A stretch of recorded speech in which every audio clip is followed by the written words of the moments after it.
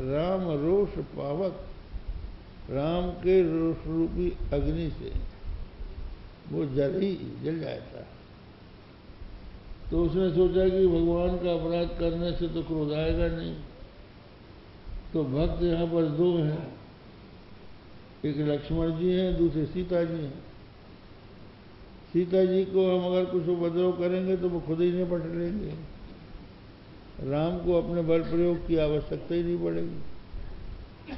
इसलिए उसने सीता जी का अपराध करने का निश्चय किया। सीता चरण चौंच हति भागा, मूढ़ मंदमति कारण कागा। सीता चरण चलो, तुलसीदास जी बड़े मर्यादा वाली।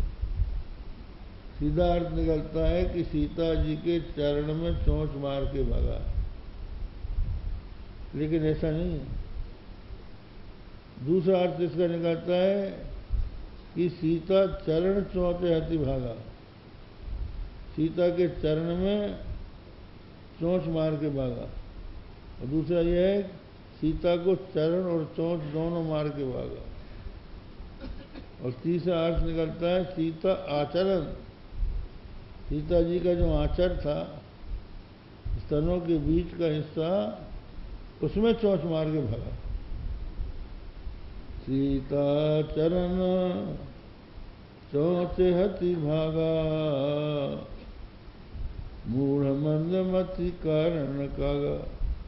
कौवा ही तो है, मंदमति होता है, विवेक होता नहीं। तो माँ जगदम्बा सीता के आंचर में इसने चोंच मारी। और कौवे की आदत होती है कि वो अपराध करके कहीं बैठ के देखता है कि प्रतिक्रिया क्या होती है। तो एक शाखा में बैठ के ये देख रहा था कि अब क्या होता है। तो सीता जी के छाती से खून की बूंदें जब टपक के भगवान के मुखमंडल में आईं तो उनकी नींद खुली। तो उन्होंने देखा ये कैसे हो गया। तो सामने कौवा दिखाई पड़ा, समझ गए कि इसी की बदमाशी। तो ये हमारा बल देखने आया है। तो हम भी बता देते हैं कि हमारा बल, तो क्या तुम देखोगे, तुम तिनके के बराबर भी नहीं। तो घास का एक तिनका लिया और उसी का धनुष और बाण बना के प्रेरित मंत्र ब्रह्म सर धावा, उसी में ब्रह्मास्त्र मंत्र पढ़ दिया। और वो जो तिनका है वो उल्का के समान ज्वलंत अग्नि बनकर उस ज्वलंत के पीछे दौड़ा और जयंत भय के कारण भागा। ब्रह्मधाम सुरपुर सुरलोका, राम विकल व्याकुल भय शोका। ब्रह्मलोक में गया, ब्रह्मा ने कहा भाग। जहाँ जहाँ गया वहीं वहीं से उससे कहा गया कि यहाँ से भागो, नहीं तो हमारा लोक जल जाएगा, तुम भगवान के अपराधी हो। मातु मृत्यु पितु समन समाना सुधा, मातु मृत्यु पितु समन समाना सुधा हो विष्णु हरि जाना। सब जगत आई अनहुत ताता, जो रघुवीर विमुख सुन भ्राता। जो भगवान से विमुख होता है उसकी माता मृत्यु बन जाती है, पिता अग्नि के समान हो जाता है, उसके लिए अमृत भी विष बन जाता है। सारा जगत अग्नि से भी अधिक गर्म हो जाता है जो भगवान से विमुख हो जाता है। अब वो जयंत भागता जा रहा है और भगवान का जो ब्रह्मास्त्र है वो 2 अंगुल पीछे लगा है।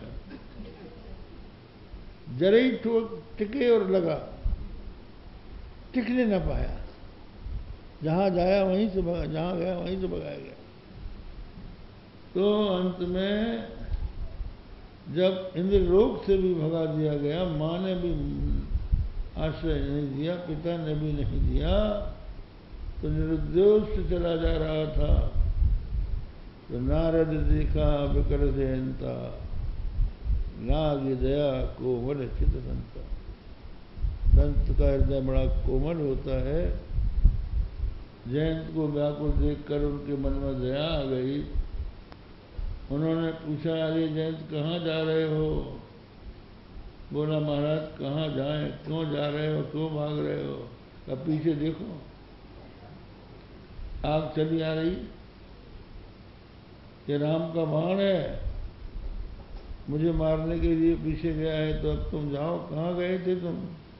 क्या सब जगह घूमे आए, कहीं रास्ता, कहीं हमको आश्रय नहीं मिला। तो बोले, अब कहाँ जाओगे? बोले, महाराज अब तो आप ही बताओ। तो देखो गुरु बताते हैं। उन्होंने कहा कि उन्हीं की शरण में जाओ, जिनका अपराध किया है उन्हीं की शरण में जाओ तो बचोगे। क्या वो तो मारने के लिए बाण छोड़े हुए हैं? तो नारद जी ने कहा कि अगर मारने के लिए छोड़े हुए होते तो अभी तक मरे गए होते। तो जाओ, अभी मौका है, शरण में चले जाओ।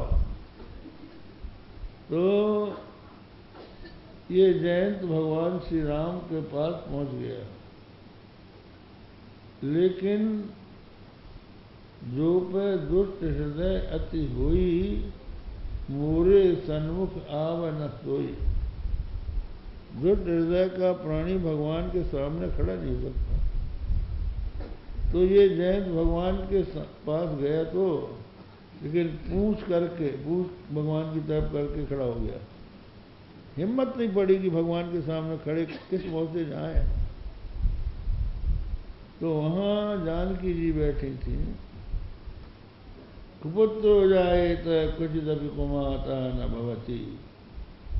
पुत्र भले ही कुपुत्र हो जाए, माता को माता नहीं होती। सुन ले अति आतुर वाणी, एक नयन कई तया भवानी। तो मृत्यु जैसे भगवान की शरण में ये गया, मृत्यु ने उसको छोड़ दिया। तो यहाँ ये जीव ही जयंत है और मृत्यु है भगवान का बाण। जहाँ जहाँ जन्म लेता है वहीं वहीं जन्म के साथ मृत्यु भी जन्म ले लेती है, और थोड़े दिनों के बाद मरना पड़ता है, और मरने के बाद फिर कहीं जन्म लेता है, फिर मृत्यु जन्म ले लेती है। तो कहीं मृत्यु से छुटकारा नहीं मिलता। जब भगवान की शरण में आ जाता है, तत्पादम प्राप्त यदि आद्य सत्सेते, तब चैन की नींद सोता है, मृत्यु उसको छोड़ देती है। तो महाराज, एक काल जो है, आप अव्यक्त बंधु हैं, सबके कल्याण करने वाले हैं, लेकिन लोगों को पता नहीं चलता कि किसने हमारा कल्याण कर दिया। बतला के तो बहुत से लोग उपकार करते हैं, लेकिन भगवान उपकार करके बताते नहीं हैं।